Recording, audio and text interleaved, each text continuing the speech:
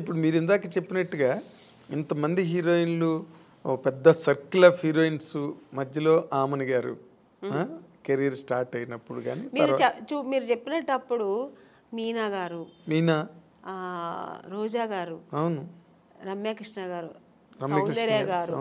సౌందర్య వీళ్ళందరూ మీరు చూస్తే ఎంత పెద్ద పెద్ద హీరోయిన్స్ మధ్యలో నేను కూడా ఉన్నానంటే అది ఓన్లీ నా టాలెంట్ ఒకటే కాదు, దేవుడు బ్లెస్సింగ్స్ కూడా. నేను కూడా అంటే అసలు వాళ్ళకి వచ్చిన కన్నా మంచి మాస్టర్ పీస్ ఇట్లు మీకు వచ్చాయి. ఒక మిస్టర్ పెళ్ళం కానీ ఒక శుభలగ్నం మంచి క్యారెక్టర్స్ చేశాను నేను. స్టార్డమ్ అనేది పక్కన పెడితే పెద్ద పెద్ద స్టార్స్ నేను చేయకపోయి ఉండొచ్చు, బట్ మంచి మంచి డైరెక్టర్స్, పెద్ద పెద్ద స్టార్ డైరెక్టర్స్తో చేశాను. అవును, అంటే బాపు గారు పేరు చెప్తేనే తెలియని ఎవరు ఉంటారు. బాపు గారి సినిమానా, పైగా ఆయన సినిమాల్లో హీరోయిన్స్ బాగా అవును ఫ్రేముల్లాగా గీసి మరి అందంగా చూపిస్తారు. అందం లేని వాళ్ళు కూడా అందంగా చూపిస్తారు అది ఆయన అన్నమాట. అలాగే కె విశ్వనాథ్ గారు, కె రాఘవేంద్రరావు గారు, దాసనారాయణరావు గారు, కృష్ణారెడ్డి గారు, ఇలాంటి వాళ్ళు డైరెక్టర్స్ అంతా చేసే అవకాశం, మంచి మంచి క్యారెక్టర్స్ చేసే అవకాశం, అది నా గాడ్ గ్రేస్. అదే ఇందాక ఇప్పుడు మీరు ఇంతమంది హీరోయిన్ లిస్ట్లో మీకు బాగా క్లోజ్ ఫ్రెండ్స్ అని చెప్పుకునే వాళ్ళు ఎవరండి? నాకు ఎందుకంటే మీకు ఆ ఫ్రెండ్షిప్ అన్న యాంగిల్ చాలా తక్కువ.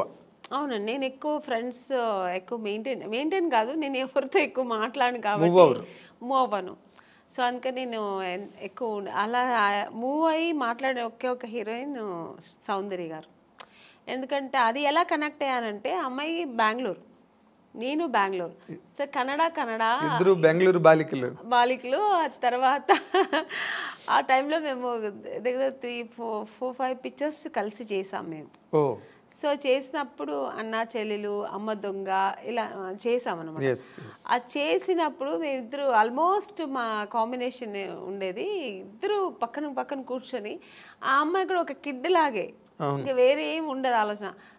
మా కన్నడ సినిమా సాంగ్స్ పాడుకుని, ఆ కన్నడ మాట్లాడడం అనేది అమ్మాయికి నా మీద ఎక్కువ ప్రేమ వచ్చేసింది, నాకు ఆ అమ్మాయి మీద ప్రేమ వచ్చింది. కన్నడ సాంగ్స్ మాట్లాడడం ఇలా కనెక్ట్ అయ్యాం అనమాట. అయ్యి అలాగా తన పర్సనల్స్ నాకు చెప్పుకోవడం, నా పర్సనల్స్ అమ్మాయి చెప్పుకోవడం. ఆఫ్టర్ నేను మ్యారేజ్ చేసుకున్న తర్వాత వాళ్ళ అమ్మగారు ఫోన్ చేసి, ఎలా ఉన్నావు అమ్మని, ఇంత బిజీగా ఉన్నావు, ఎలా ఇంట్లో కూర్చున్నావు అనేవారు. ఆ అమ్మాయి కూడా నన్ను షూటింగ్ స్పాట్కి రమ్మని పిలిచేది. తను ఓన్ సినిమా తీశారు వాళ్ళ బ్యానర్లో.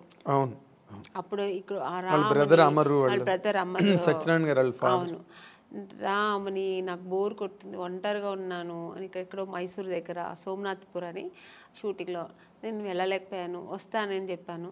సో అలా చాలా దగ్గర ఉండింది. ఆఫ్టర్ మ్యారేజ్ తర్వాత కూడా నేను ఫ్రెండ్షిప్ కంటిన్యూ అయిందంటే ఒక సౌందర్య. తన నాన్నగారు పోయినప్పుడు కూడా నాకు ఫోన్ చేసి ఓన్లీ ఏడ్ చేసి, నువ్వు ఇప్పుడు రా, నేను కలవాలి, నీతో మాట్లాడాలి నేను అంటే. టైం అప్పుడు 10 o'clock అయిపోయింది, నేను షూట్ చేసుకుని వచ్చాను హైదరాబాద్లోనే. తను ప్రశాంత్ కుటీర్లో ఉంది, నేను హోటల్లో ఉన్నాను. నేను కూడా ఏదో హోటల్లో ఉన్నాను. చెప్పేదాన్ని వెంటనే కారు వేసుకుని వచ్చాను అనమాట ప్రశాంత్ కుటీర్. వస్తే కూర్చొని, ఎందుకంటే అమ్మాయి సెంటిమెంట్గా ప్రశాంత్ కుటీర్ చాలా పెద్ద హీరోయిన్ ప్రశాంత్ కుటీర్లో ఉండేది. మేమందరూ కూడా ఒక స్టేజ్ వచ్చిన తర్వాత హోటల్స్ మారాము, అమ్మాయికి అసలు మారలేదు, ఆ రూమ్ మారలేదు, ఆ ప్రశాంత్ కుటీర్ని వదలలేదు. Vegetarian food. అవును, ప్రశాంత్ కుటీర్ బాగుంటుంది, అది ఒక ఈ హోమ్లీగా ఇల్లు అట్మాస్ఫియర్ ఉంటుంది. సో అక్కడ వెళ్తే అసలు నన్ను హగ్ చేసుకుని బోర్ని ఏడ్చేసింది, చిన్నపిల్లలాగా ఏడ్చి. మా 4 పిల్లర్స్లో ఒక పిల్లర్ వెళ్ళిపోయారు నాన్నగారు, నేను అమ్మ ముగ్గురే ఉన్నాము అమ్మని అని ఏడ్చి. అన్నాను, ఏదున్నా ధైర్యంగా ఫేస్ చేయాలి, నువ్వు ఏడవ, నేను తనకు ధైర్యం చెప్పింది, నేను అమ్మాయిలాగే. కానీ ఆ టైంలో అలా ఒకరికొకరు ఆద్దరు చెప్పుకొని అంత క్లోజ్ ఉండేది అన్నమాట అమ్మాయి. కానీ మరి అమ్మాయి పోయింది అలాగా, అప్పుడు అసలు నేను షూట్లో ఉన్నానండి అప్పుడు కూడా. ఆ టైంలో షూట్లో ఉన్నాను నేను. చెప్తే నేను నమ్మలేదు, సౌందర్యాన్ని వేరే ఎవరైనా చెప్తున్నారు, సౌందర్య ఎలా పోతుందండి, ఎందుకు పోతుంది అన్నాను. అసలు నమ్మలేదు నేను. అసలు ఇలా కెమెరా పెట్టి ఇలా సౌందర్య గారు పోయారంటే ఇంక నాకు పక్కన మనుషులు ఉన్నారని ఏడ్చేసానండి. ఎవరి దగ్గర నాకు క్లిప్పింగ్స్ తెలియదు కానీ చూసారంటే చాలా ఘోరంగా ఉంటుంది. చిన్న పిల్లలాగా ఏడ్చేసాను నేను. నాకు మాటలు రావట్లేదు. నాకు ఒక షాక్ లాగా అయిందనమాట. ఆ అమ్మాయి పోవడం ఏంటి అసలు. ఆ తర్వాత అసలు నేను దేవుడి దగ్గర నిజంగా నేను ఇది ట్రూ అండి, నేనైతే దేవుడి దగ్గర ఒక్కటే వేడుకున్నా, నన్ను తీసుకెళ్ళొచ్చు కదా అమ్మాయిని ఉంచేసి అనిపించింది ఆ టైంలో. అలా ఏడ్చేసాను నేను. సో చాలా మంచి అమ్మాయి కూడా అమ్మాయి, ఒక మంచి అమ్మాయి, పర్సనల్గా అన్ని విషయాల్లో చాలా మంచి అమ్మాయి. ఆ టైంలో అలా ఫీల్ అయ్యాను అనమాట. ఇప్పుడు అమ్మాయిని తలుచుకున్న రోజు ఉండదు నాకు. ఎప్పుడైనా సినిమాలు వస్తే తన సినిమాలు చూస్తుంటే ఏడుపు వచ్చేస్తుంటుంది.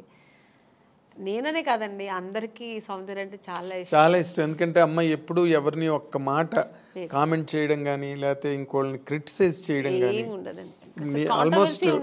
ఆల్మోస్ట్ మీలాగే మీ ఇద్దరు కనుక త్రాసులు వేస్తే అలాగే మంచి మంచి క్యారెక్టర్స్ చేసింది, మంచి ఆర్టిస్ట్, ఒక అమూర్ లాంటి సినిమా చేసింది, మంచి మంచి సినిమాలు వేసింది అలా. కానీ అమ్మాయి ఒక మంచి లైఫ్ చూడలేకపోయింది కదా అనిపించింది. వాస్ షీ హ్యాపీ అండి బిఫోర్ మ్యారేజ్ ఆల్సో? హ్యాపీ అండి అమ్మాయి చల్లిమ. యాక్చువల్గా అమ్మాయికి అలా ఉండడం ఇష్టం, సినిమా ఇంట్రెస్ట్ తక్కువ అండి. తను నాన్నగారు చెప్పారని హీరోయిన్ అయింది, కానీ తర్వాత తనకి ఇంట్రెస్ట్ వచ్చి తర్వాత చేసింది, అది వేరు. తన ఇష్టం ఏంటంటే మామూలు మన ఒక లైఫ్ ఉంది కదా, మ్యారేజ్ చేసుకోవాలి, మనం మామూలు ఒక సామాన్య మనుషులాగా ఉండాలని, హౌస్ వైఫ్ లాగా మన అందరిలా ఉండాలని చాలా ఇష్టపడేది నాకు తెలుసు అమ్మాయి. అలాంటి ఒక లైఫ్ ఆ అమ్మాయి అనుభవించకుండా వెళ్ళిపోయింది. సినిమాలో ఒక అంత ఎదిగిన అమ్మాయి ఒక పర్సనల్ లైఫ్ అనుభవించకుండా వెళ్ళిపోయింది అనేది తలుచుకుంటే చాలా బాధ. అదే జగపతి బాబుని చేసుకుంటుందని ఒక టైంలో లేదండి అసలు. జగపతి బాబు గారికి ఆ థాట్ లేదు. ఆయనకు ఆల్రెడీ మ్యారేజ్ అయ్యి పిల్లలు ఉన్నారు. ఆయన అలా లేదు. జగపతి బాబు గారికి సౌందర్య అంటే రెస్పెక్ట్, అట్ ఎ టైం ఆయనకు చాలా ఇష్టం కూడా అమ్మాయి అంటే. ఆర్టిస్ట్గా మంచి ఆర్టిస్టు, వాళ్ళు బ్యానర్లో చాలా చేసిన సినిమా 2-3 సినిమాలు ఏదో చేసింది అనుకో. సో అంతే తప్ప అలాంటివి లేదు. సౌందర్యకైతే అసలు ఆ థాటే లేదండి, అస్సలు లేదు. మీకు ఆ థాట్ ఉంటే అమ్మాయి, ఎందుకంటే వాళ్ళ అన్నగారు చెప్పిన అమ్మాయి అబ్బాయిని పెళ్లి చేసుకుంటుంది. వాళ్ళ అన్నగారు చెప్పారని అమ్మాయి చేసుకుంది.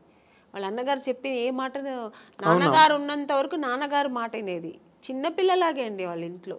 నెక్స్ట్ అమ్మకి కూతురులాగే ఉండేది తప్ప చెల్లెలాగా ఉండేది కాదు. అమ్మరు ఏం చెప్తే అది వినేది.